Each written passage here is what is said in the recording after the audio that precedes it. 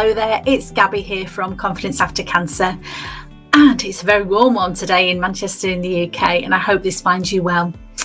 It's a very special week for me this week because I will be celebrating my 60th birthday, and it's always a special birthday when you hear one that ends in a 0.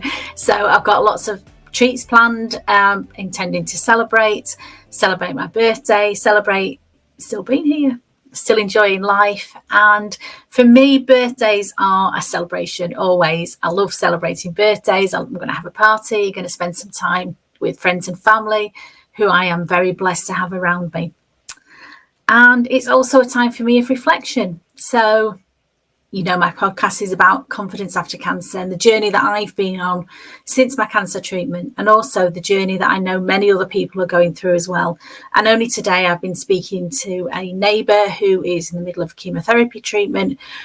And I know for her, seeing me 15 years on, 15 years with no evidence of disease, 15 years cancer-free, that was giving her hope. And that's what I'm here to do, always to share my story. Some of it may resonate with you, some of it may be very different to your story, because I know we're all on our own journey. As they say, no two journeys are the same, but that's all part of the wonder of life, isn't it? So for me, it's a time to reflect, think about how far I've come, and not looking back with any regrets or wishing that I'd done things differently. I think there's also always learning when you look back and reflect. And things, yes, that I want to do better, things that I want to learn, things that mistakes that I won't make again.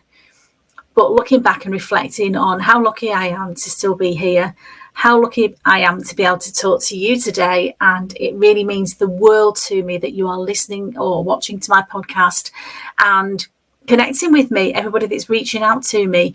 It helps me to help other people, and that's what I'm here for. So please don't hesitate if you want to reach out to me, share something with me. And what do they say, a trouble shared is a trouble halved, and it's always the case, that you can't shock me, and anything you say to me is said in confidence.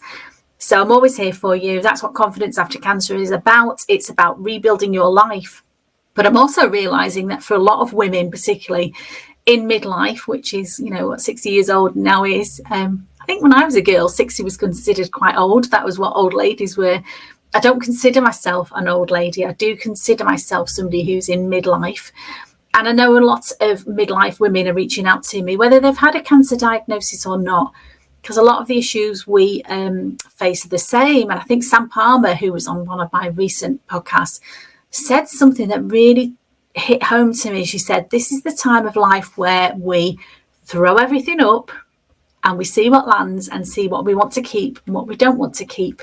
And isn't that wonderful? And I certainly feel I have a lot more confidence to do that maybe than when I was younger, and I was always striving to be as good as everybody else, or striving to be good in my job, in my corporate life, always striving to fit in, always striving for people to like me. And it's not that I don't care so much about it anymore, but I don't care about that so much. I'm bothered about who I like and the people that I care about, being close to them. Not everybody's going to like me, and that's just life. I've come to accept that now. And it's not my job to make people like me. It's my job to make me like me. And it's taken me many years to be able to say that I do like me. I'm proud of myself. Not full of myself. I'm not big-headed, but I am proud of how far I've come from a very difficult childhood. Some of you know my story, including being homeless and teenage pregnancy, various things that I could talk about now. But my life has not always been easy. It's not always been, a bed of roses. But I don't think many people come from a life like that. Everyone's got their challenges, no matter where you come from. And to me, it's not about, where you've come from. It's how you're dealing with that, what you've learned from it, what you're taking from it, and where you're going to. And that's where I am now. I feel like I'm in a very good place where I can support other people through Confidence After Cancer. I've got one-to-one coaching, which I love doing, connecting with people. I also got my online courses, which people can just download and work through at their own pace. But if they need to, they can reach out to me as well. Love doing that. And that is something I'm very blessed to be able to do. So obviously a big birthday is a major milestone, and it's some time for us to always stop, reflect, take stock, be grateful for what we are, be grateful for where we are, who we've got in our lives. And it's weird with how people reflect on this and how people treat their milestones in different ways. There's no right and there's no wrong. It's just whatever's right for you. So for me, I know 16th of January was my diagnosis date. It's also the birthday of somebody that I love very dearly. And as the years have gone on, that date now means more about that person's birthday than it does about my diagnosis. When, as we know, when you get a cancer diagnosis, that's the day that everything changes. That's the day you know your life will never be the same again. I'll be quite honest, I didn't know how different my life was going to be after cancer. I thought I would have cancer, deal with it, get back to my old life, and that would be that. And it's not. For me, it's changed me forever. And that's not that I dwell on it. It's just the fact I'm not the same person that walked into that diagnosis. I'm very different. Some things are not as good. I've got some health challenges, but some things are so much better. I accept myself. I've learned to love myself. I've learned how to do a podcast. There's so many things that I've learned. I've learned how to set up a website. I've learned how to create online coaching. So I've learned so much because of the cancer journey that I've been on. And so I would say I'm not particularly grateful for the cancer itself, but I am grateful for the lessons that I've learned and the journey that I've been on. And that for me is me making peace with the journey that I've been on, making peace with my cancer diagnosis. It's not something I would have chosen. It's not something I would wish on anybody to go through that awful time in my life. But I've been through it and I survived.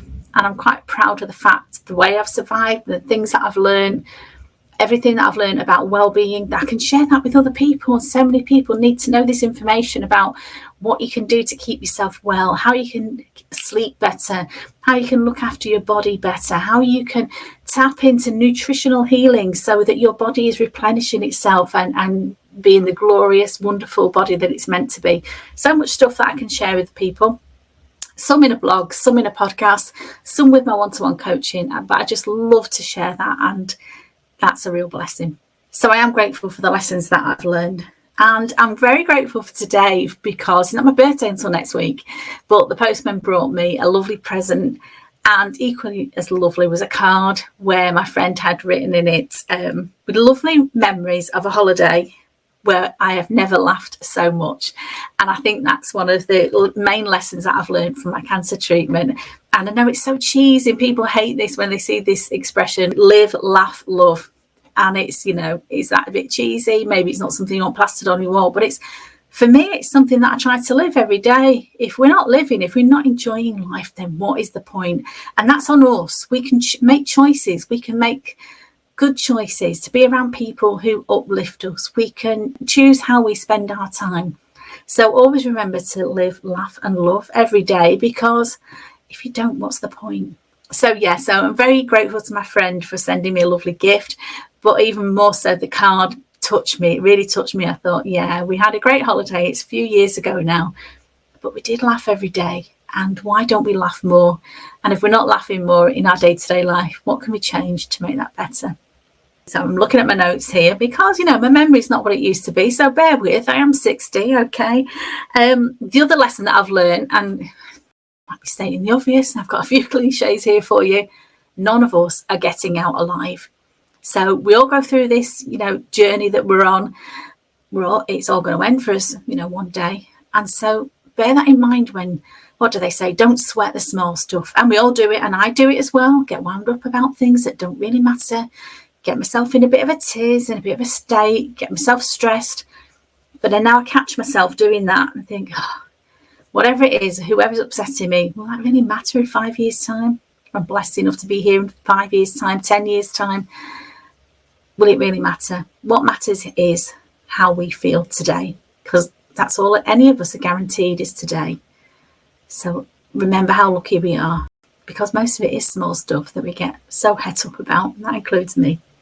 And also, being a cancer survivor, I am well aware of the privilege that I've got to be 60 years old, because not everybody gets that privilege. Unfortunately, so many people will die before their time. So many people will not recover from their cancer. And so I try and remember that, to be grateful for the NHS, the wonderful National Health Service we have in the UK, who saved my life. and for all the teachers and mentors and coaches that I've worked with since my 15 years of diagnosis, and all the wonderful things that they've taught me. I am truly blessed and truly grateful. So thank you. And what I've learned about getting older is, as I say, I touched on briefly that I had a difficult childhood. And I think about that less and less now. It's not something that's made me bitter. It's something I've made peace with and I've accepted. And I understand now my thinking process. I understand why I've in the past done the things that I've done, because my inner child, that little girl who just looked for approval and love and looked for somebody to nurture her, she didn't always get that when she was a small child. And so I found that in other ways now. I'm very lucky to be married to a wonderful man. I have 2 wonderful sons. I've got grandchildren. I'm not saying we're all wonderful and we're perfect. We're like any family. We have our ups and downs. But I'm surrounded by love. And also I have learnt to love myself. And again, this isn't about bigging myself up and saying how great I am. It's saying, do you know what? I'm as good as anybody else. I don't look down on anybody. I don't look up to anybody else in the way that I used to and think that they were better than me. I am as good as anybody else. And so are you, if you're listening to this. And so if you've got an inner child that needs to feel that love, that needs to feel that hug that maybe you didn't get as a child, maybe the understanding that you should have had as a child was not there for you, but now you're an adult, you can make some choices and you can put that right.